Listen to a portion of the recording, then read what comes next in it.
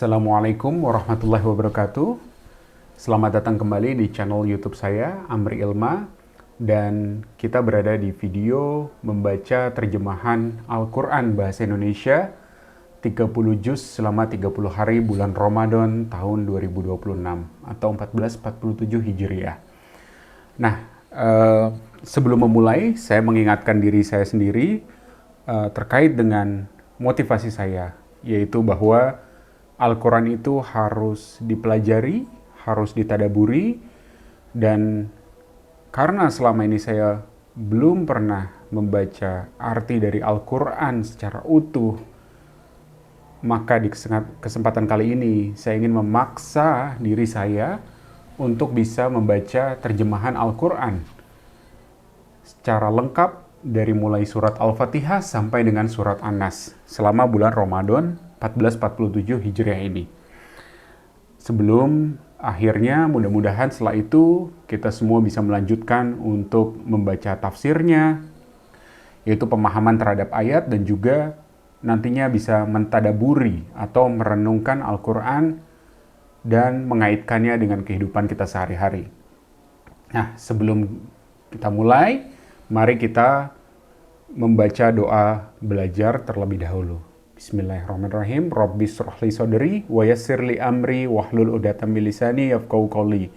Rabbi zidni ilma warzuqni fahma wa zidni huda. Amin ya rabbal alamin. Kemudian kita lanjutkan dengan membaca doa agar dimudahkan dalam mempelajari Al-Quran. Allahumma inni abduka ibnu abdika ibnu umatik. Ya Allah, sesungguhnya aku adalah hambamu, anak hambamu yang laki-laki dan anak hambamu yang perempuan. Nasiyati biyadik, ubun-ubunku berada di tanganmu. Madin fiyya hukmuk, hukummu berlaku padaku. Hukummu berlaku padaku. Adlun fiyya qada'uk, ketetapanmu kepadaku adalah adil. As'aluka bikulli ismin huwalak, sammaita bihi nafsak, au anzaltahu fi kitabik, au 'allamtahu ahadan min khalqik, au ista'tharta bihi fi 'ilmil ghaibi 'indak. Aku memohon kepadamu dengan setiap nama yang menjadi milikmu, yang engkau namakan dirimu dengannya, atau yang engkau turunkan di dalam kitabmu, atau yang engkau ajarkan kepada seseorang dari makhlukmu, atau yang engkau simpan dalam ilmu gaib di sisimu. Anta ja'alal Qur'ana rabi'a qalbi, jadikanlah Al-Quran sebagai musim semi bagi hatiku, wa nura sadri, cahaya bagi dadaku, wa jala'a huzni, pelipur kesedihanku, wa dhahaba hammi, dan penghilang kegelisahanku. Amin ya rabbal alamin. Baik, kita lanjutkan. Di video kali ini kita akan membahas juz 12. Namun sebelumnya, seperti biasa, kita rekap sedikit juz sebelumnya, yaitu juz 11. Di juz sebelumnya kita telah membahas ada 3 surat ya yang terkandung di situ, mulai dari surat At-Taubah ayat 93 sampai 129, kemudian dilanjutkan dengan surat Yunus ayat 1 sampai 109, dan terakhir awal dari surat Hud ayat 1 sampai 5. Di mana kita quick recap di juz 11 itu, di akhir surat At-Taubah Al-Quran menutup kisah tentang masa peperangan, dan di situ membedakan 2 sikap yang sangat kontras, di mana kaum munafik itu beralasan untuk lari dari tanggung jawab membela agama Islam, ikut berperang bersama Rasulullah SAW. Dan itu dibandingkan dengan 3 orang sahabat yang walaupun pada awalnya mereka juga tidak mau ikut berjuang bersama Nabi, namun akhirnya mereka mengakui kesalahan mereka dengan jujur dan bertaubat. Jadi awalnya mereka bertiga harus menerima sanksi sosial, namun kejujuran ketiga sahabat ini akhirnya membuahkan ampunan dari Allah Subhanahu wa Ta'ala. Kemudian yang kedua juga dibahas di juz 9 bahwa tidak semua orang itu harus terjun ke medan perjuangan fisik di garis depan. Jadi ada yang membutuhkan pembagian tugas gitu. Jadi ada sekelompok orang yang mendedikasikan waktunya untuk menuntut ilmu, mendalami agama, dan mendidik masyarakat. Di samping yang juga berjuang di barisan terdepan. Kemudian juz tersebut juga membahas terkait di awal surat Yunus, setelah kita disuguhkan mengenai pembahasan tentang perang dan konflik, surat Yunus itu hadir mengajak kita melihat ke atas, mengamati matahari, bulan, keteraturan alam semesta, di mana ini juga memperlihatkan bahwa Al-Quran memberikan terapi psikologis agar manusia menyadari betapa kecilnya urusan mereka di hadapan Sang Pencipta, sekaligus menjadi teguran bagi sifat manusia yang seringkali hanya mengingat Tuhan saat tertimpa musibah, namun kembali lupa saat keadaan sudah nyaman. Kemudian juz 11 tersebut juga menjadikan perbandingan yang sangat kontras tentang menunda untuk memperbaiki diri, di mana menceritakan kisah Fir'aun yang ia terlambat sadar ketika ia ditenggelamkan oleh Allah, dan barulah saat itu Fir'aun mengakui Allah sebagai Tuhannya, yaitu saat air laut sudah menenggelamkannya, sehingga taubatnya ditolak.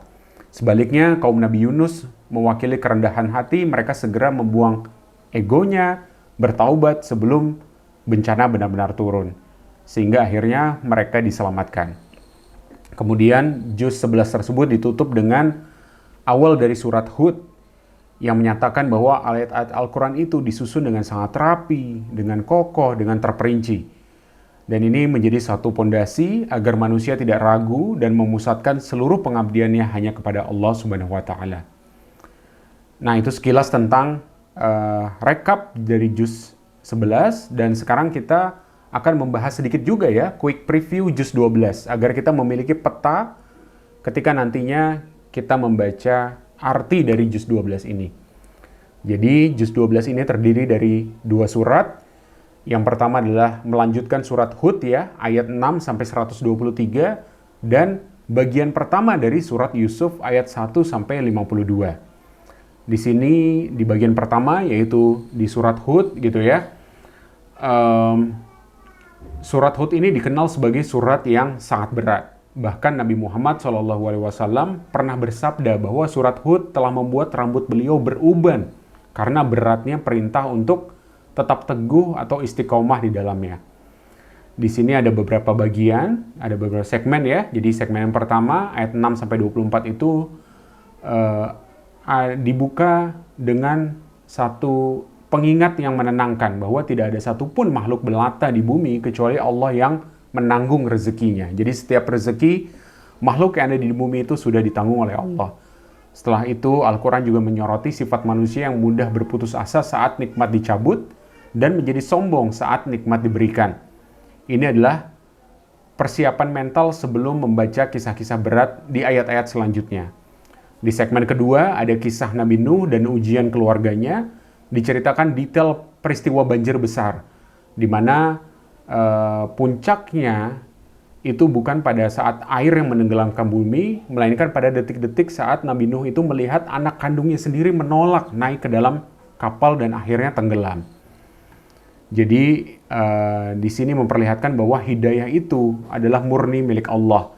Kedekatan darah dengan seorang pemuka agama pun, bahkan seorang nabi, tidak menjamin keselamatan seseorang apabila orang tersebut menolak kebenaran. Kemudian di segmen ketiga ada kisah-kisah sejarah bangsa-bangsa yang runtuh dan dihancurkan, di mana di situ ada diulang lagi ya, berkali-kali diulang kisah bangsa-bangsa masa lalu secara berurutan, mulai dari kaum Ad, yaitu kaumnya Nabi Hud, kaum Samud, kaumnya Nabi Soleh, kaum Lut, kaum Madian, yaitu kaumnya Nabi Syu'aib. Jadi ada 4 kisah di situ, masing-masing bangsa tersebut dihancurkan karena dosa-dosa sosial yang spesifik. Ad dihancurkan karena kekuatan fisik yang sewenang-wenang, Samud karena eksploitasi alam dan kesombongannya, Lut karena penyimpangan moral, dan Madian karena kecurangan ekonomi, yaitu korupsi dan penipuan dalam takaran. Dan segmen keempat merupakan kesimpulan surat Hud itu adalah perintah untuk istiqomah. Allah memerintahkan Nabi dan umatnya di ayat 112, maka tetaplah engkau di jalan yang benar sebagaimana diperintahkan kepadamu. Itu adalah fondasi bahwa tugas manusia itu adalah berjuang di jalan yang benar, sedangkan hasil akhirnya itu adalah urusan Allah. Itu sekilas tentang surat Hud, kemudian nanti akan kita lanjutkan di bagian pertama surat Yusuf, di mana setelah di surat Hud sebelumnya itu dikisahkan tentang berbagai kehancuran massal dari 4 kaum. Nah, menuju surat Yusuf ini kita masuk ke dalam kisah terbaik atau disebut sebagai Ahsanul Qasas, ya. Surat Yusuf ini disebut juga Ahsanul Qasas, yaitu mengandung kisah terbaik, di mana di dalamnya ada beberapa segmen. Segmen pertama itu tentang dimulai dari mimpi masa kecil Yusuf yang melihat matahari, bulan, dan 11 bintang bersujud padanya. Kemudian kisah ini langsung berhadapan dengan realitas yang pahit, yaitu rasa iri hati dari saudara-saudara kandungnya sendiri, yang berujung pada rencana pembunuhan dan pembuangan Yusuf ke dalam sumur gelap, hingga akhirnya ia dijual sebagai budak dengan harga murah. Kemudian di segmen kedua, ada godaan di usia mudanya Nabi Yusuf, di mana Yusuf itu pertama dibeli oleh seorang menteri di Mesir. Kemudian ia tumbuh menjadi pemuda yang sangat tampan dan cerdas. Namun ujian pun berganti, bukan lagi ujian fisik, melainkan ujian moral, di mana Nabi Yusuf digoda oleh istri pejabat yang merawatnya, yaitu Zulaikha. Ketika Yusuf menolak dan kebenaran terungkap, para wanita kota justru menggunjing Zulaikha. Yusuf akhirnya memilih untuk dipenjara daripada harus menyerah pada godaan lingkungan yang rusak tersebut. Kemudian di segmen ketiga, di dalam penjara Yusuf tetap menyebarkan kebaikan dan membantu menafsirkan mimpi teman satu selnya, di mana mimpi tersebut gitu ya, bertahun-tahun kemudian Raja Mesir juga bermimpi tentang ada 7 ekor sapi gemuk yang dimakan oleh 7 ekor sapi kurus. Tidak ada yang bisa menafsirkannya kecuali hanya Yusuf, yaitu sebagai prediksi krisis ekonomi yang akan datang dan akan adanya masa paceklik. Nah, juz 12 kemudian ditutup oleh momen di mana Raja meminta Yusuf untuk dikeluarkan, namun Yusuf menolak keluar sebelum nama baiknya dibersihkan secara resmi di depan hukum terkait dengan tuduhan palsu di masa lalunya. Baik, itu sekilas tentang juz 12. Nah, sekarang mari kita lanjutkan membaca dari mulai surat Hud ya. Mungkin karena ini surat Hud baru 5 ayat yang kita baca di juz 11 sebelumnya, sekarang akan saya ulang lagi dari mulai ayat pertamanya. Bismillahirrahmanirrahim. Alif Lam Ra. Inilah kitab yang ayat-ayatnya disusun dengan rapi, kemudian dijelaskan secara terperinci, yang diturunkan dari sisi Allah yang maha bijaksana, maha teliti, agar kamu tidak menyembah selain Allah. Sesungguhnya aku, Muhammad, adalah pemberi peringatan dan pembawa berita gembira darinya untukmu. Dan hendaklah kamu memohon ampunan kepada Tuhanmu dan bertobat kepadanya. Niscaya Dia akan memberi kenikmatan yang baik kepadamu sampai waktu yang telah ditentukan. Dan Dia akan memberikan karunia-Nya kepada setiap orang yang berbuat baik. Dan jika kamu berpaling, maka sungguh aku takut kamu akan ditimpa azab pada hari yang besar, atau hari kiamat. Kepada Allah lah kamu kembali, Dia maha kuasa atas segala sesuatu. Ingatlah, sesungguhnya mereka, orang-orang munafik, memalingkan dada untuk menyembunyikan diri dari Dia, Muhammad. Ingatlah, ketika mereka menyelimuti dirinya dengan kain, Allah mengetahui apa yang mereka sembunyikan dan apa yang mereka nyatakan. Sungguh Allah maha mengetahui segala isi hati. Sekarang kita masuk ke juz 12-nya, mulai dari surat Hud ayat ke-6. Dan tidak satu pun makhluk bergerak, bernyawa di bumi, melainkan semuanya dijamin Allah rezekinya. Dia mengetahui tempat kediamannya dan tempat penyimpanannya. Semua tertulis di dalam kitab yang nyata, Lauh Mahfuz. Baik, ini akan saya catat ayat ini. Surat Hud.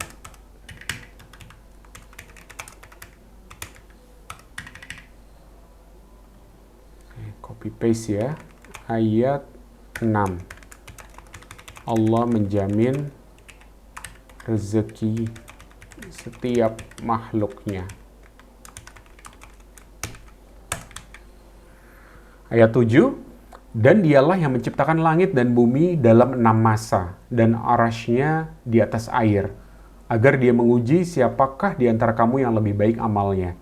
Jika engkau berkata kepada penduduk Mekah, sesungguhnya kamu akan dibangkitkan setelah mati, niscaya orang kafir itu akan berkata, ini hanyalah sihir yang nyata. Dan sungguh, jika kami tangguhkan azab terhadap mereka sampai waktu yang ditentukan, niscaya mereka akan berkata, apakah yang menghalanginya? Ketahuilah, ketika azab itu datang kepada mereka, tidaklah dapat dielakkan oleh mereka. Mereka dikepung oleh azab yang dahulu mereka memperolok-olokannya.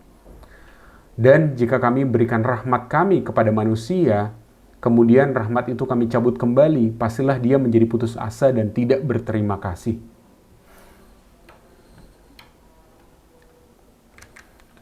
Ini pengingat ya, ayat 9. Harus tetap bersyukur kepada Allah dalam keadaan apapun, walaupun nikmat dicabut. Ayat 10, dan jika kami berikan kebahagiaan kepadanya setelah ditimpa bencana yang menimpanya, niscaya dia akan berkata, telah hilang bencana itu dariku, sesungguhnya dia merasa sangat gembira dan bangga. Kecuali orang-orang yang sabar dan mengerjakan kebajikan. Mereka memperoleh ampunan dan pahala yang besar. Maka boleh jadi engkau Muhammad hendak meninggalkan sebagian dari apa yang diwahyukan kepadamu dan dadamu sempit karenanya. Karena mereka akan mengatakan, mengapa tidak diturunkan kepadanya harta kekayaan atau datang bersamanya malaikat? Sungguh engkau hanyalah seorang pemberi peringatan dan Allah pemelihara segala sesuatu.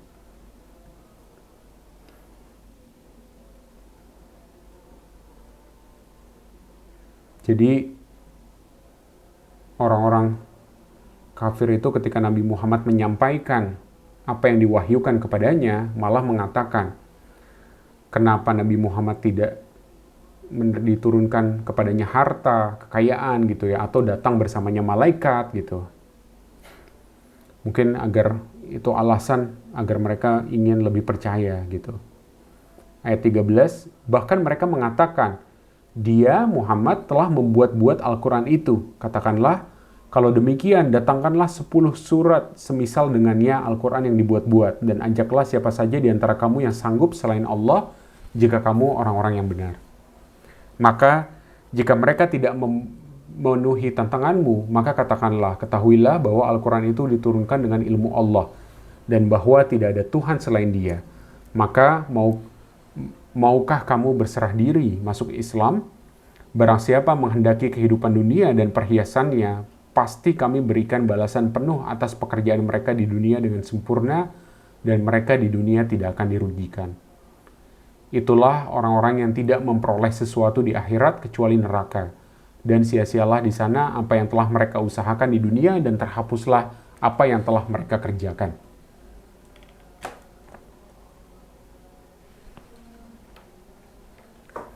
Maka apakah orang-orang kafir itu sama dengan orang yang sudah mempunyai bukti yang nyata Al-Quran dari Tuhannya dan diikuti oleh saksi darinya, dan sebelumnya sudah ada pula kitab Musa yang menjadi pedoman dan rahmat? Mereka beriman kepadanya Al-Quran. Barang siapa mengingkari Al-Quran di antara kelompok-kelompok orang Quraisy, maka nerakalah tempat yang diancamkan baginya. Karena itu janganlah engkau ragu terhadap Al-Quran. Sungguh Al-Quran itu benar-benar dari Tuhanmu, tetapi kebanyakan manusia tidak beriman. Dan siapakah yang lebih zalim daripada orang yang mengada-ngadakan suatu kebohongan terhadap Allah? Mereka itu akan dihadapkan kepada Tuhan mereka, dan para saksi akan berkata, orang-orang inilah yang telah berbohong terhadap Tuhan mereka. Ingatlah, laknat Allah ditimpakan kepada orang yang zalim.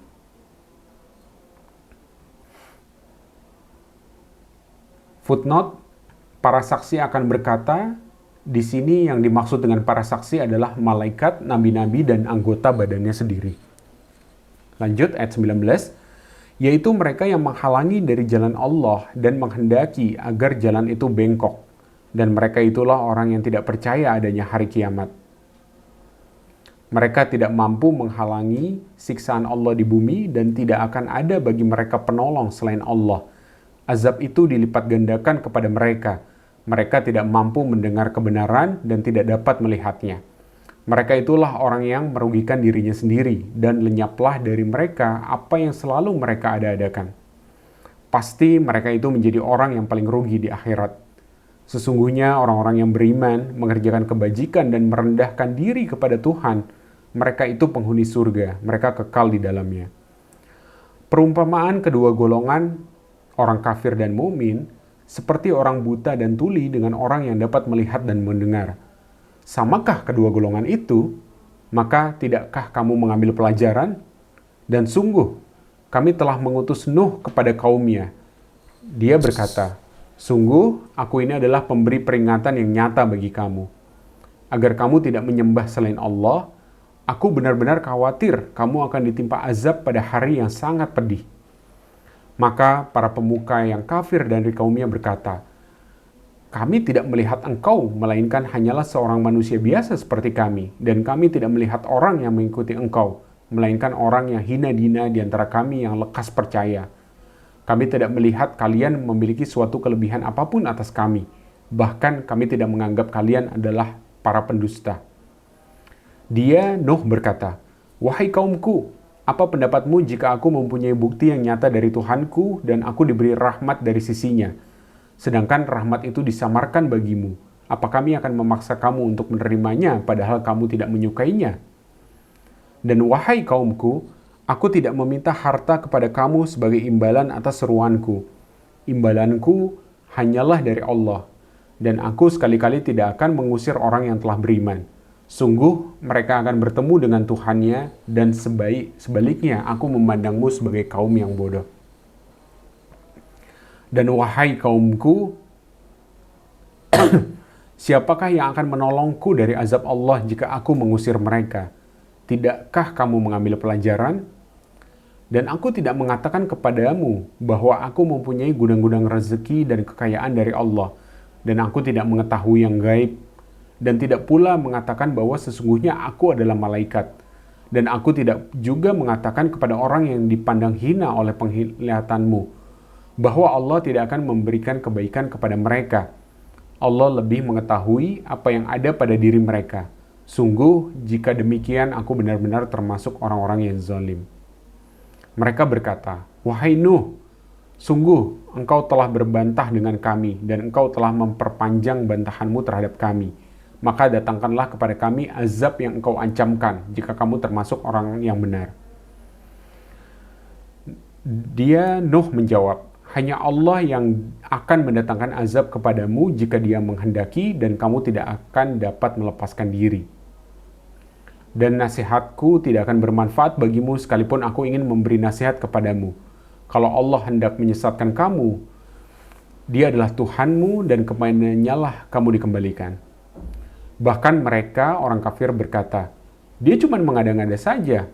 Katakanlah Muhammad, jika aku mengada-ngada, akulah yang akan memikul dosanya dan aku bebas dari dosa yang kamu perbuat. Dan diwahyukan kepadanya Nuh, ketahuilah, tidak akan beriman di antara kaummu kecuali orang yang benar-benar telah beriman saja. Karena itu janganlah engkau bersedih hati tentang apa yang mereka perbuat.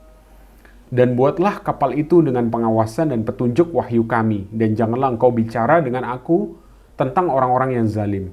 Sesungguhnya mereka itu akan ditenggelamkan. Dan mulailah dia, Nuh, membuat kapal. Setiap kali pemimpin kaum yang berjalan melewatinya, mereka mengejeknya. Dia, Nuh, berkata, jika kamu mengejek kami, maka kami pun akan mengejekmu sebagaimana kamu mengejek kami. Maka kelak kamu akan mengetahui siapa yang akan ditimpa azab yang menghinakan dan siapa yang akan ditimpa azab yang kekal. Hingga apabila perintah kami datang dan tanur dapur telah memancarkan air, kami berfirman, muatkanlah di dalamnya kapal itu dari masing-masing hewan sepasang, jantan dan betina, dan juga keluargamu, kecuali orang yang telah terkena ketetapan terdahulu, dan muatkan pula orang yang beriman. Ternyata orang-orang beriman yang bersama dengan Nuh hanya sedikit. Dan dia berkata, "Naiklah kamu semua ke dalamnya kapal dengan menyebut nama Allah pada waktu berlayar dan berlabuhnya. Sesungguhnya Tuhanku Maha Pengampun, Maha Penyayang." Dan kapal itu berlayar membawa mereka ke dalam gelombang laksana gunung-gunung. Dan Nuh memanggil anaknya. Ketika anak itu berada di tempat yang jauh terpencil, "Wahai anakku, naiklah ke kapal bersama kami dan janganlah engkau bersama orang-orang yang kafir." Footnote, nama anak Nabi Nuh yang kafir itu Kan'an, sedang putra-putranya yang beriman adalah Sam, Ham, dan Yafis. Lanjut, ayat 43. Dia anaknya menjawab, "Aku akan mencari perlindungan ke gunung yang dapat menghindarkan aku dari air bah." Nuh berkata, "Tidak ada yang melindungi dari siksaan Allah pada hari ini selain Allah yang Maha Penyayang."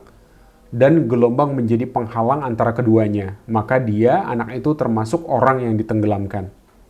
Dan difirmankan, "Wahai bumi, telanlah airmu, dan wahai langit, hujan berhentilah." Dan air pun disurutkan, dan perintah pun diselesaikan. Dan kapal itu pun berlabuh di atas gunung Judi. Dan dikatakan, binasalah orang-orang zalim. Footnote, Allah telah melaksanakan janjinya dengan membinasakan orang yang kafir kepada Nabi Nuh alaihissalam dan menyelamatkan orang yang beriman. Gunung Judi terletak di Armenia sebelah selatan berbatasan dengan Mesopotamia. Ayat 45.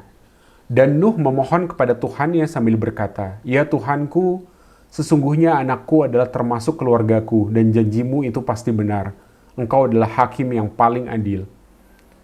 Dia Allah berfirman, "Wahai Nuh, sesungguhnya dia bukanlah termasuk keluargamu, karena perbuatannya sungguh tidak baik. Sebab itu jangan engkau memohon kepadaku sesuatu yang tidak engkau ketahui hakikatnya. Aku menasihatimu agar engkau tidak termasuk orang yang bodoh." Dia Nuh berkata, "Ya Tuhanku, sesungguhnya aku berlindung kepadamu untuk memohon kepadamu sesuatu yang aku tidak mengetahui hakikatnya.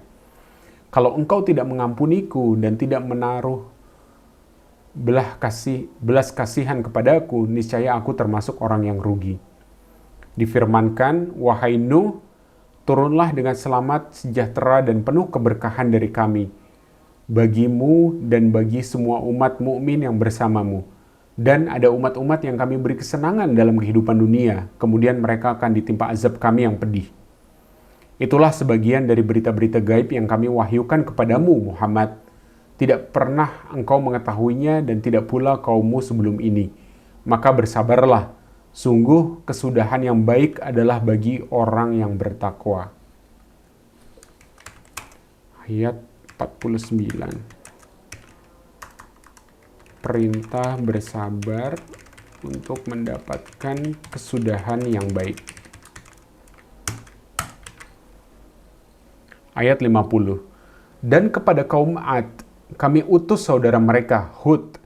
Dia berkata, "Wahai kaumku, sembahlah Allah, tidak ada Tuhan bagimu selain Dia. Selama ini kamu hanyalah mengada-ngada. Wahai kaumku, aku tidak meminta imbalan kepadamu atas seruanku ini. Imbalanku hanyalah dari Allah yang telah menciptakanku. Tidakkah kamu mengerti?" Dan Hud berkata, "Wahai kaumku, mohonlah ampunan kepada Tuhanmu, lalu bertobatlah kepadanya. Niscaya Dia menurunkan hujan yang sangat deras.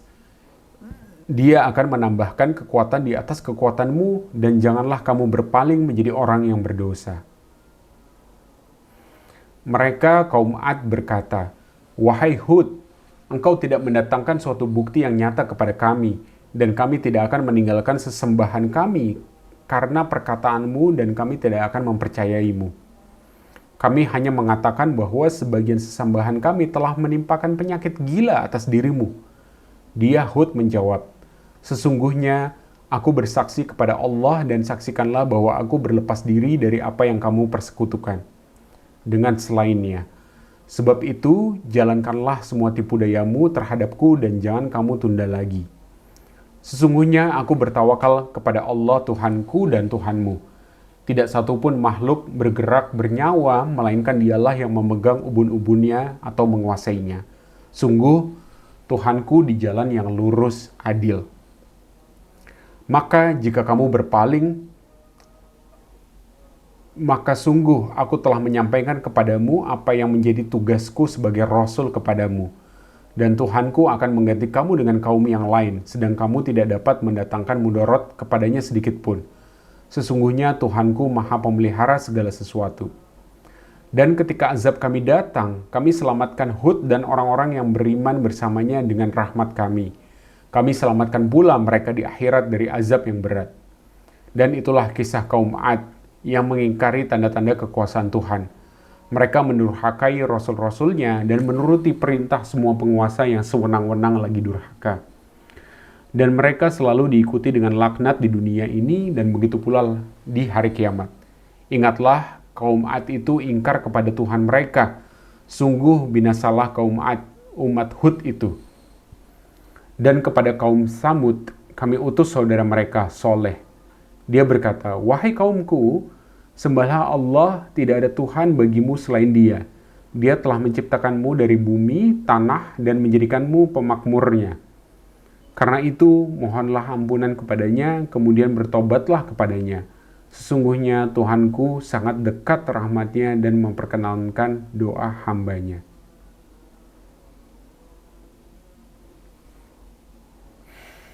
Mereka kaum Samud berkata, wahai Saleh, sungguh engkau sebelum ini berada di tengah-tengah kami sebagai orang yang diharapkan. Mengapa engkau melarang kami menyembah apa yang disembah oleh nenek moyang kami? Sungguh kami benar-benar dalam keraguan dan kegelisahan terhadap apa agama yang engkau serukan kepada kami.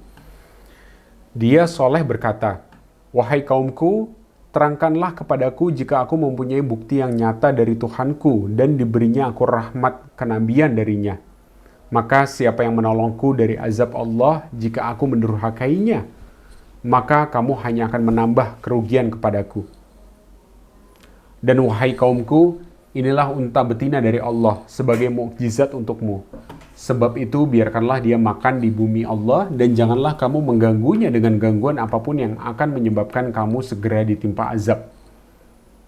Maka mereka menyembelih unta itu. Kemudian dia Soleh berkata, bersukarialah kamu semua di rumahmu selama 3 hari. Itu adalah janji yang tidak dapat didustakan. Footnote, perbuatan mereka membunuh unta itu adalah suatu pelanggaran terhadap larangan Nabi Soleh alaihissalam. Oleh sebab itu, Allah menjatuhkan kepada mereka hukuman, yaitu membatasi hidup mereka hanya dalam tempo 3 hari. Maka sebagai ejekan, mereka disuruh bersukaria selama 3 hari itu. Maka ketika keputusan kami telah datang, kami selamatkan Soleh dan orang-orang yang beriman bersamanya dengan rahmat kami dan kami selamatkan dari kehinaan pada hari itu. Sungguh Tuhanmu, Dia maha kuat, maha perkasa. Kemudian suara yang mengguntur menimpa orang-orang zalim itu, sehingga mereka mati bergelimpangan di rumahnya. Seolah-olah mereka belum pernah tinggal di tempat itu. Ingatlah kaum Samud mengingkari Tuhan mereka. Ingatlah, binasalah kaum Samud.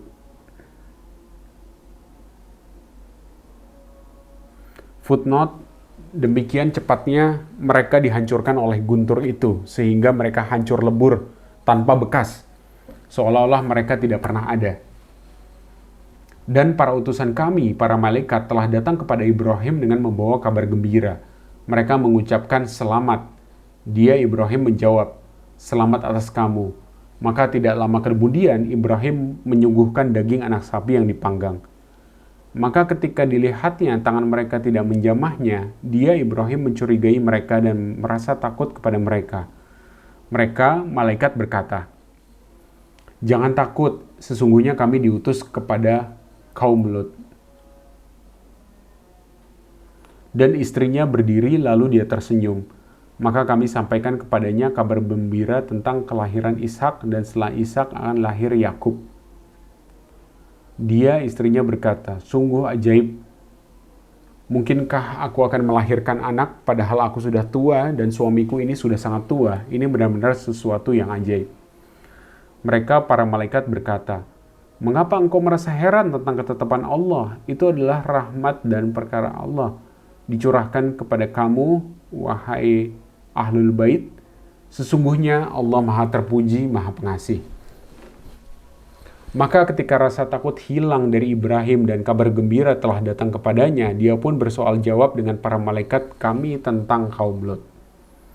Ibrahim sungguh penyantun, lembut hati dan suka kembali kepada Allah. Wahai Ibrahim, tinggalkanlah perbincangan ini. Sungguh ketetapan Tuhanmu telah datang dan mereka itu akan ditimpa azab yang tidak dapat ditolak.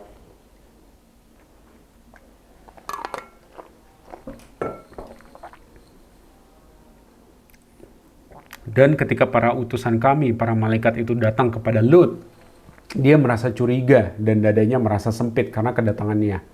Dia Lut berkata, ini hari yang sangat sulit. Footnote, Nabi Lut alaihissalam merasa gelisah akan kedatangan para utusan Allah itu karena mereka berbentuk pemuda yang rupawan. Sedangkan kaum Lut sangat menyukai pemuda-pemuda yang rupawan untuk melakukan homoseksual. Dia merasa tidak sanggup melindungi mereka bila mana ada gangguan dari kaumnya. Dan kaumnya segera datang kepadanya.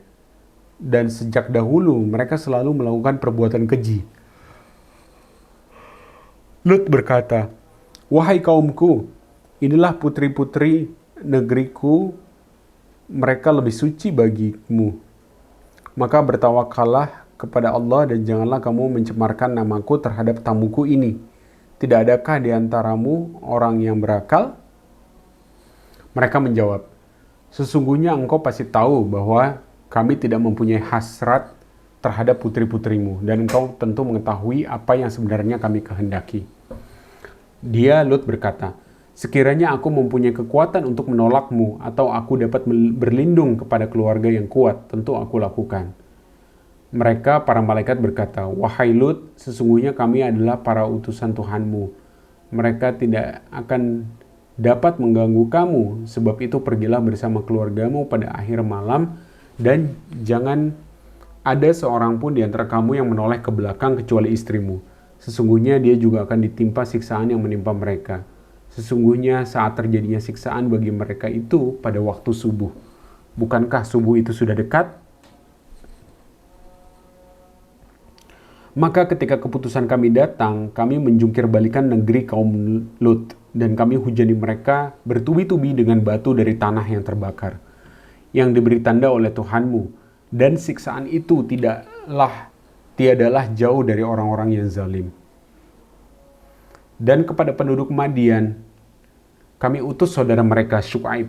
Dia berkata, wahai kaumku, sembahlah Allah, tidak ada Tuhan bagimu selain Dia, dan janganlah kamu kurangi takaran dan timbangan. Sesungguhnya aku melihat kamu dalam keadaan yang baik, makmur, dan sesungguhnya aku khawatir kamu akan ditimpa azab pada hari yang membinasakan, hari kiamat. Dan wahai kaumku, penuhilah takaran dan timbangan dengan adil, dan janganlah kamu merugikan manusia terhadap hak-hak mereka, dan jangan kamu membuat kejahatan di bumi dengan berbuat kerusakan. Sisa yang halal dari Allah adalah lebih baik bagimu jika kamu orang yang beriman. Dan aku bukanlah seorang penjaga atas dirimu.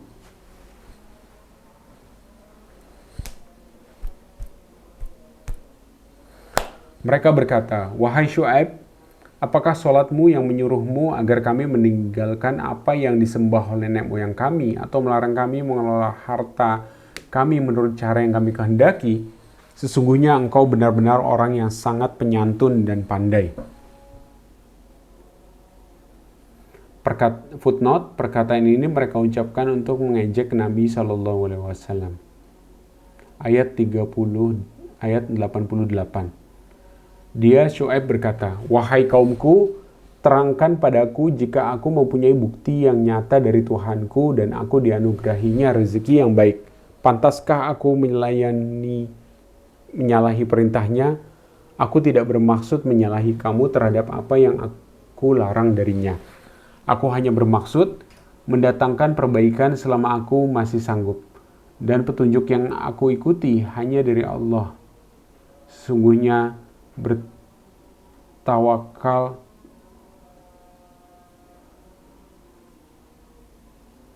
dan petunjuk yang aku ikuti hanya dari Allah. Kepadanya aku bertawakal dan kepadanya pula aku kembali.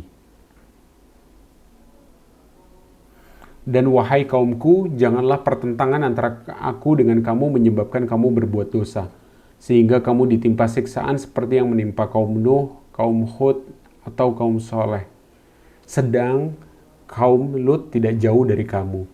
Dan mohonlah ampunan kepada Tuhanmu, kemudian bertobatlah kepadanya. Sungguh Tuhanku Maha Penyayang, Maha Pengasih.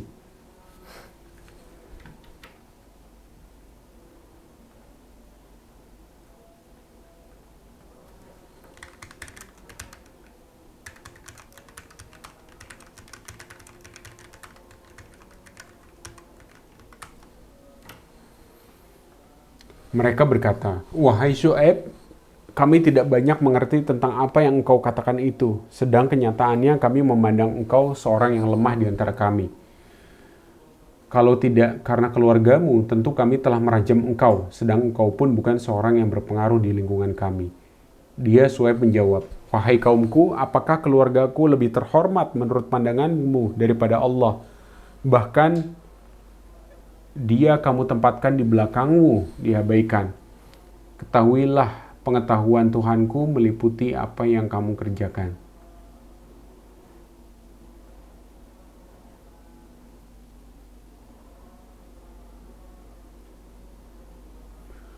Dan wahai kaumku, berbuatlah menurut kemampuanmu, sesungguhnya aku pun berbuat pula. Kelak, kamu akan mengetahui siapa yang akan ditimpa azab yang menghinakan dan siapa yang berdusta. Dan tunggulah, sesungguhnya aku bersamamu adalah orang yang menunggu.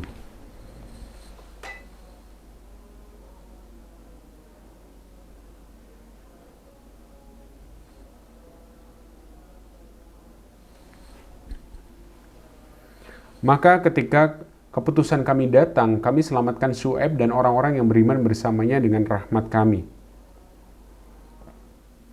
Sedang orang yang zalim dibinasakan oleh suara yang mengguntur, sehingga mereka mati bergelimpangan di rumahnya. Seolah-olah mereka belum pernah tinggal di tempat itu. Ingatlah, binasalah penduduk Madian sebagaimana kaum Samud juga telah binasa.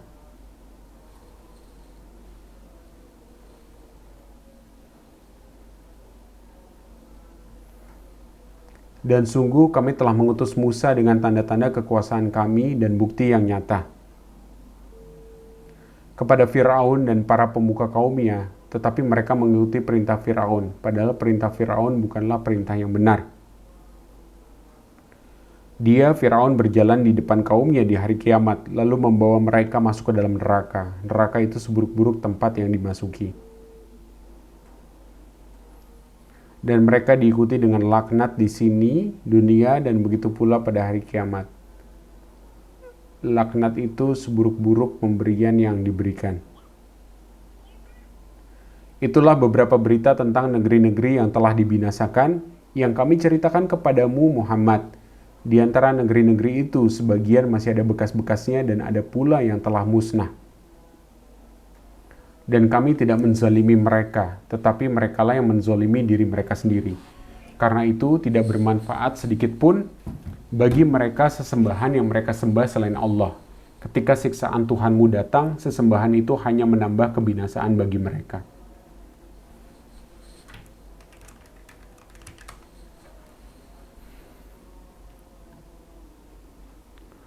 Dan begitulah siksa Tuhanmu apabila dia menyiksa penduduk negeri-negeri yang berbuat zalim.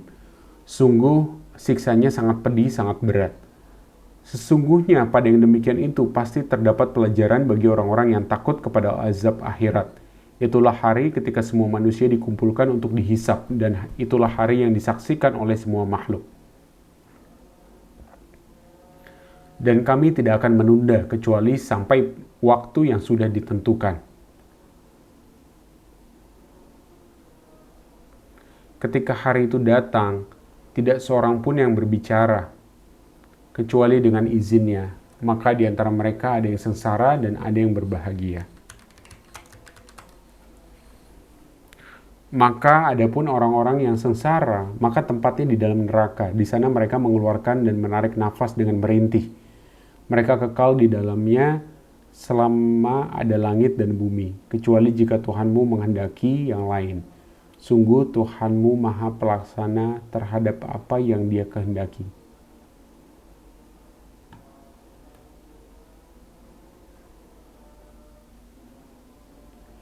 Dan adapun orang-orang yang berbahagia, maka tempatnya di dalam surga. Mereka kekal di dalamnya selama ada langit dan bumi, kecuali jika Tuhanmu menghendaki yang lain, sebagai karunia yang tidak ada putus-putusnya.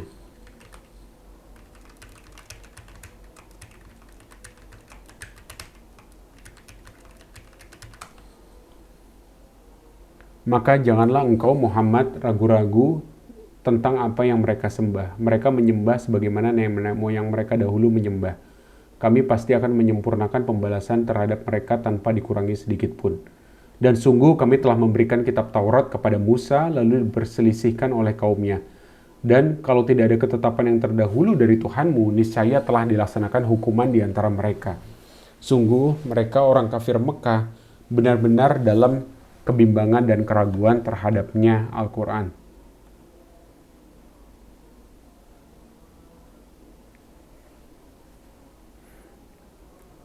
Dan sesungguhnya kepada masing-masing yang berselisih itu, pasti Tuhanmu akan memberi balasan secara penuh atas perbuatan mereka. Sungguh Dia maha teliti atas apa yang mereka kerjakan. Maka tetaplah engkau Muhammad di jalan yang benar, sebagaimana telah diperintahkan kepadamu dan juga orang yang bertobat bersamamu. Dan janganlah kamu melampaui batas. Sungguh Dia maha melihat apa yang kamu kerjakan. Dan janganlah kamu cenderung kepada orang zalim yang menyebabkan kamu disentuh api neraka. Sedangkan kamu tidak mempunyai seorang penolong pun selain Allah, sehingga kamu tidak akan diberi pertolongan. Dan laksanakanlah sholat pada kedua ujung siang, pagi, dan petang. Dan pada bagian permulaan malam. Perbuatan-perbuatan baik itu menghapus kesalahan-kesalahan. Itulah peringatan bagi orang-orang yang selalu mengingat Allah. Dan bersabarlah, karena sesungguhnya Allah tidak menyia-nyiakan pahala orang yang berbuat kebajikan. Maka mengapa tidak ada di antara umat-umat sebelum kamu orang yang mempunyai keutamaan yang melarang berbuat kerusakan di bumi, kecuali sebagian kecil di antara orang yang telah kami selamatkan. Dan orang-orang yang zalim hanya mementingkan kenikmatan dan kemewahan. Dan mereka adalah orang-orang yang berdosa. Dan Tuhanmu tidak akan membinasakan negeri-negeri secara zalim, selama penduduknya orang-orang yang berbuat kebaikan.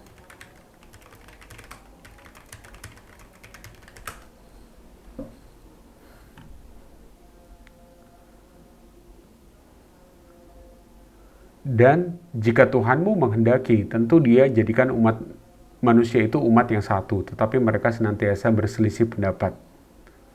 Kecuali orang yang diberi rahmat oleh Tuhanmu, dan untuk itulah Allah menciptakan mereka. Kalimat keputusan Tuhanmu telah tetap. Aku pasti akan memenuhi neraka jahanam dengan jin dan manusia yang durhaka semuanya. Dan semua kisah Rasul-Rasul kami ceritakan kepadamu Muhammad, agar dengan kisah itu kami teguhkan hatimu dan di dalamnya telah diberikan kepadamu segala kebenaran, nasihat dan peringatan bagi orang-orang yang beriman. Dan katakanlah Muhammad kepada orang yang tidak beriman, berbuatlah menurut kedudukanmu, kami pun benar-benar akan berbuat. Dan tunggulah, sesungguhnya kami pun termasuk yang menunggu. Dan milik Allah meliputi rahasia langit dan bumi, dan kepadanya segala urusan dikembalikan. Maka sembahlah Dia dan bertawakallah kepadanya, dan Tuhanmu tidak akan lengah terhadap apa yang kamu kerjakan. Baik, tadi ayat terakhir dari surat Hud, yaitu ayat 123. Nah, sekarang kita akan lanjutkan ya membaca terjemahan dari surat Yusuf ayat 1 sampai 52. Bismillahirrahmanirrahim. Alif Lam Ra. Ini adalah ayat-ayat kitab Al-Quran yang jelas. Sesungguhnya kami menurunkannya berupa Al-Quran berbahasa Arab agar kamu mengerti. Kami menceritakan kepadamu Muhammad kisah yang paling baik dengan mewahyukan Al-Quran ini kepadamu. dan sesungguhnya engkau sebelum itu termasuk orang yang tidak mengetahui. Ingatlah ketika Yusuf berkata kepada ayahnya, "Wahai ayahku, sungguh aku bermimpi melihat 11 bintang, matahari dan bulan, kulihat semuanya sujud kepadaku."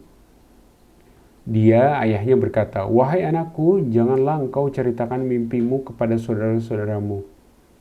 Mereka akan membuat tipu daya untuk membinasakanmu. Sungguh setan itu musuh yang jelas bagi manusia." Dan demikianlah Tuhan memilih engkau untuk menjadi nabi dan mengajarkan kepadamu sebagian dari takwil mimpi dan menyempurnakan nikmatnya kepadamu dan kepada keluarga Yakub. Sebagaimana dia telah menyempurnakan nikmatnya kepada kedua orang kakekmu sebelum itu, yaitu Ibrahim dan Ishak. Sungguh Tuhanmu maha mengetahui, maha bijaksana. Sungguh dalam kisah Yusuf dan saudara-saudaranya terdapat tanda-tanda kekuasaan Allah bagi orang yang bertanya.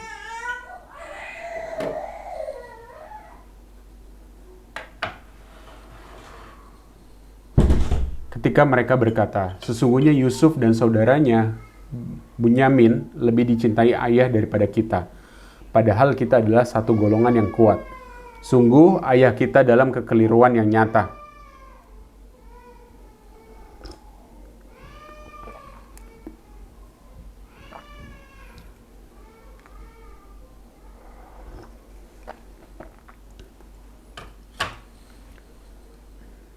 Bunuhlah Yusuf atau buanglah dia ke suatu tempat agar perhatian ayah tercurah kepadamu, dan setelah itu kamu menjadi orang yang baik.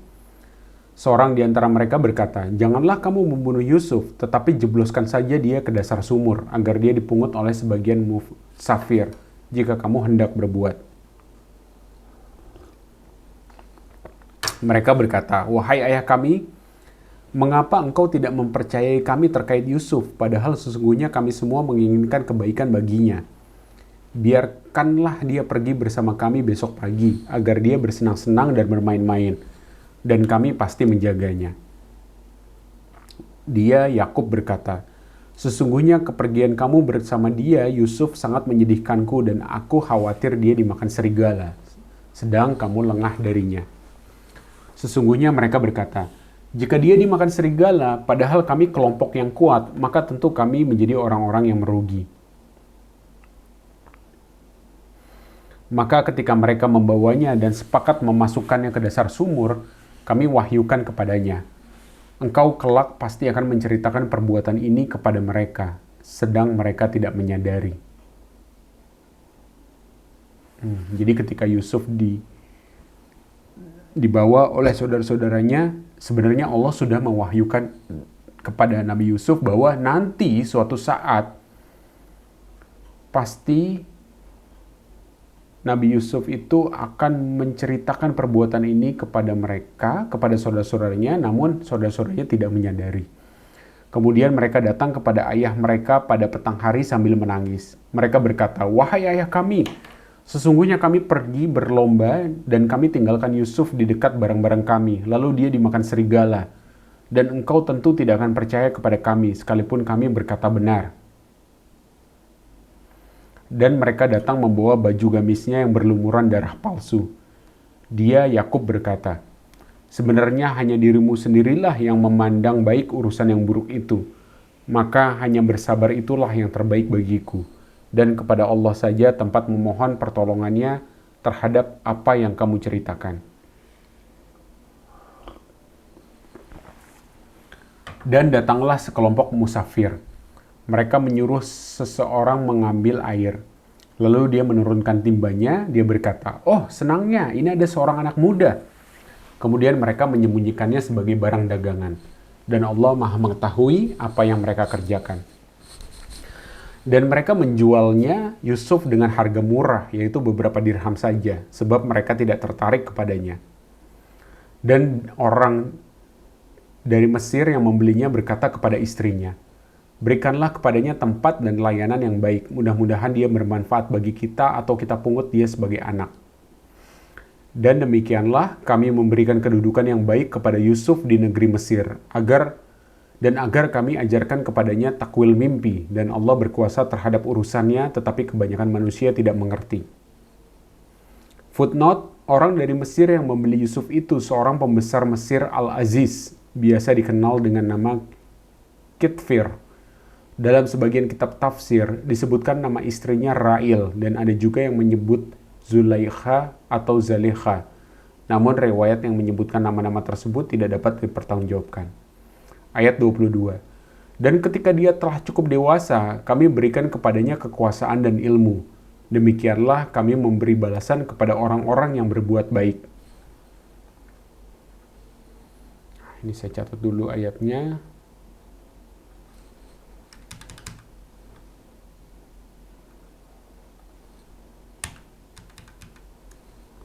Ayat 22. Allah memberikan balasan kekuasaan dan ilmu kepada orang-orang yang berbuat baik. Jadi di Al-Quran itu banyak formula-formula ya, banyak rumus-rumus gitu. Kalau mau begini harus begitu. Gitu. Kalau di sini saya melihat bahwa kalau manusia ingin diberi kekuasaan dan ilmu, maka manusia harus berbuat baik terlebih dahulu.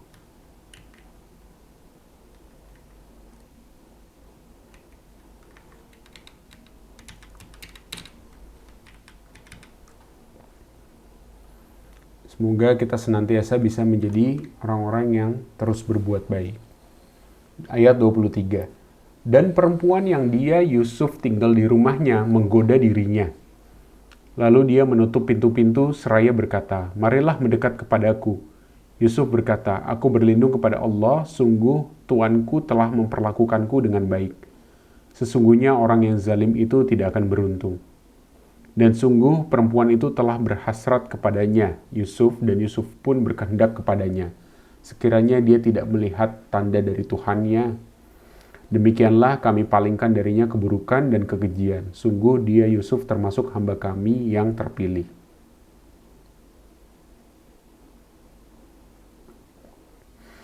Footnote, ayat ini tidaklah menunjukkan bahwa Nabi Yusuf mempunyai keinginan yang buruk terhadap perempuan itu, tetapi godaan itu sedemikian besarnya sehingga sekiranya dia tidak dikuatkan dengan keimanan kepada Allah, tentu dia jatuh ke dalam kemaksiatan. 25. Dan keduanya berlomba menuju pintu, dan perempuan itu menarik baju gamisnya Yusuf dari belakang hingga koyak, dan keduanya mendapati suami perempuan itu di depan pintu. Dia, perempuan itu, berkata, apakah balasan yang pantas terhadap orang yang bermaksud buruk terhadap istrimu selain dipenjarakan atau dihukum dengan siksa yang pedih? Dia, Yusuf, berkata, dia yang menggodaku dan merayu diriku. Seorang saksi dari keluarga perempuan itu memberikan kesaksian. Jika baju gamisnya koyak di bagian depan, maka perempuan itu benar, dan dia, Yusuf, termasuk orang yang dusta. Dan jika baju gamisnya koyak di bagian belakang, maka perempuan itulah yang dusta, dan dia, Yusuf, termasuk orang yang benar. Maka ketika dia, suami perempuan itu, melihat baju gamisnya Yusuf koyak di bagian belakang, dia berkata, sesungguhnya ini adalah tipu dayamu benar-benar hebat.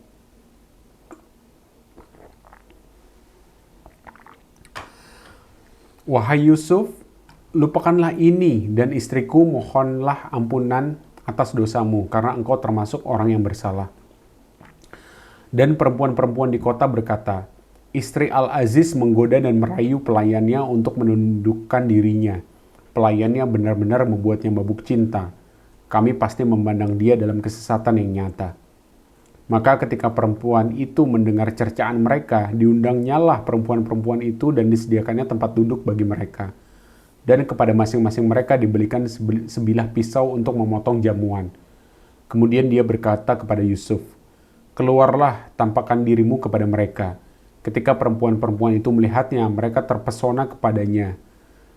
Dan mereka tanpa sadar melukai tangannya sendiri. Seraya berkata, Maha sempurna Allah, ini bukanlah manusia, ini benar-benar malaikat yang mulia.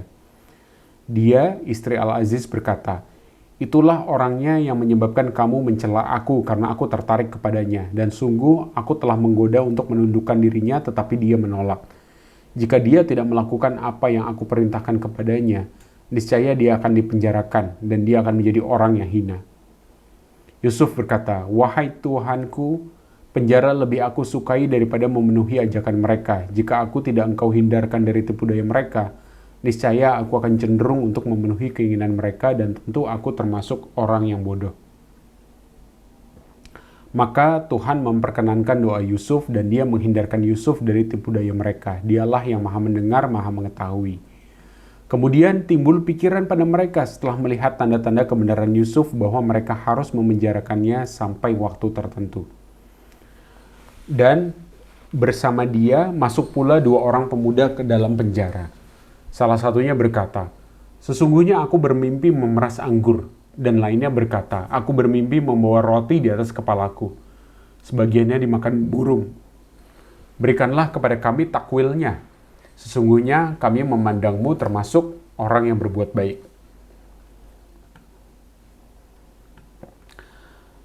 Footnote, menurut riwayat, 2 pemuda itu adalah pelayan-pelayan raja. Seorang pelayan yang mengurusi minuman raja dan seorang lagi adalah tukang pembuat roti.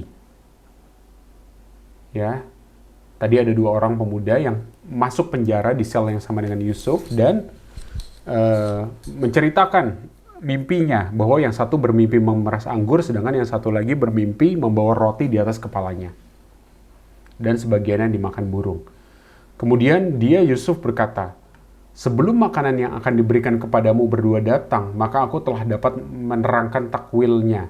Itu sebagian dari yang diajarkan Tuhan kepadaku. Sesungguhnya aku telah meninggalkan agama orang-orang yang tidak beriman kepada Allah, bahkan mereka tidak percaya kepada hari akhirat.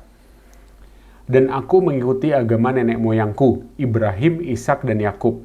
Tidak pantas bagi kami, para nabi, mempersekutukan sesuatu apapun dengan Allah. Itu adalah karunia dari Allah kepada kami dan kepada manusia semuanya, tetapi kebanyakan manusia tidak bersyukur. Wahai kedua penghuni penjara, manakah yang baik? Tuhan-Tuhan yang bermacam-macam itu, ataukah Allah yang Maha Esa, Maha Perkasa?"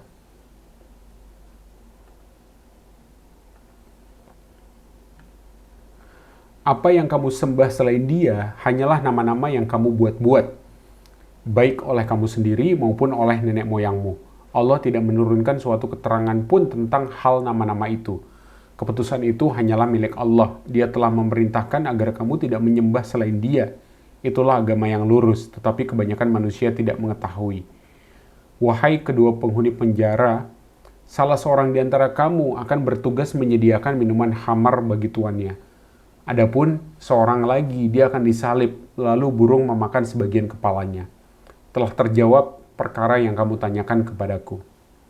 Dan dia, Yusuf, berkata kepada orang yang diketahuinya akan selamat di antara mereka berdua, "Terangkanlah keadaanku kepada tuanmu."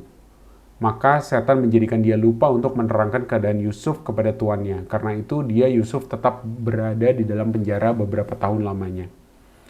Dan raja berkata kepada pemuka kaumnya, "Sesungguhnya aku bermimpi melihat 7 ekor sapi betina yang gemuk dimakan oleh 7 ekor sapi betina yang kurus, 7 tangkai gandum yang hijau dan 7 tangkai lain yang kering.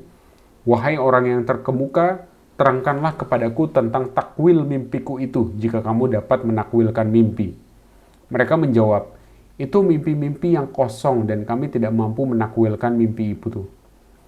Dan berkatalah orang yang selamat di antara mereka berdua dan teringat kepada Yusuf setelah beberapa waktu lamanya, "Aku akan memberitahukan kepadamu tentang orang yang pandai menakwilkan mimpi itu. Maka utuslah aku kepadanya."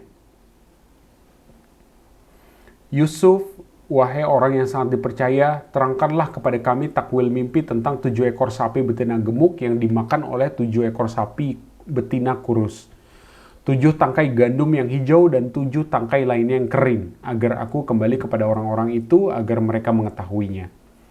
Dia, Yusuf, berkata, "Hendaklah kamu bercocok tanam 7 tahun berturut-turut sebagaimana biasa. Kemudian apa yang kamu tuai, hendaklah kamu biarkan ditangkainya kecuali sedikit untuk kamu makan.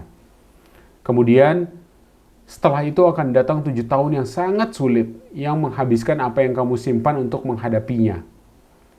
kecuali sedikit dari apa bibit gandum yang telah kamu simpan. Setelah itu akan datang tahun di mana manusia diberi hujan dengan cukup dan pada masa itu mereka memeras anggur. Dan raja berkata, bawalah dia kepadaku. Ketika utusan itu datang kepadanya, Yusuf berkata, kembalilah kepada tuanmu dan tanyakan kepadanya bagaimana halnya perempuan-perempuan yang telah melukai tangannya. Sungguh Tuhanku maha mengetahui tipu daya mereka. Raja berkata kepada perempuan-perempuan itu, bagaimana keadaanmu ketika kamu menggoda Yusuf untuk menundukkan dirinya? Mereka berkata, maha sempurna Allah, kami tidak mengetahui sesuatu keburukan darinya. Istri Al-Aziz berkata, sekarang jelaslah kebenaran itu, akulah yang menggoda dan merayunya, dan sesungguhnya dia termasuk orang yang benar. Terakhir, ayat 52 di juz 12. Yusuf berkata, yang demikian itu agar dia Al-Aziz mengetahui bahwa aku benar-benar tidak mengkhianatinya ketika dia tidak ada di rumah, dan bahwa Allah tidak meridhoi tipu daya orang-orang yang berkhianat. Baik, alhamdulillah kita telah menyelesaikan membaca arti terjemahan bahasa Indonesia dari juz 12. Nah, sekarang kita tutup ya di video kali ini dengan sedikit kesimpulan dari juz 12 ini. Jadi ada beberapa hikmah yang bisa kita jadikan pegangan hidup dan bisa kita ambil. Yang pertama adalah keteguhan di atas kebenaran, yaitu istiqomah. Pesan paling kuat dari kehancuran bangsa-bangsa yang ada di surat Hud adalah perintah untuk tetap lurus. Terkadang berdiri di atas kebenaran membuat kita merasa sendirian dan terasing dari lingkungan sekitar. Namun, sejarah membuktikan bahwa mereka yang berpegang teguh pada prinsip integritas pada akhirnya akan diselamatkan. Sementara sistem yang dibangun di atas kesombongan akan runtuh. Yang kedua, keselamatan bukanlah warisan. Kisah Nabi Nuh yang harus merelakan anak kandungnya tenggelam, itu memberikan pelajaran kepada kita, pelajaran yang sangat mendalam, yaitu kedekatan darah dengan seorang tokoh agama, bahkan Nabi pun tidak menjamin keselamatan seseorang. Karena petunjuk kebenaran itu murni merupakan anugerah dari Allah. Dan setiap individu memikul tanggung jawab penuh atas pilihan moralnya masing-masing. Yang ketiga, awal kisah surat Yusuf, yaitu mengingatkan kita bahwa ancaman tidak selalu datang dari musuh yang jauh. Terkadang rasa iri dari saudara kandung sendiri atau orang terdekat justru bisa memicu tindakan yang sangat kejam. Ini adalah peringatan untuk selalu mendidik kedewasaan emosional dan menghindari kecemburuan di dalam rumah tangga maupun organisasi.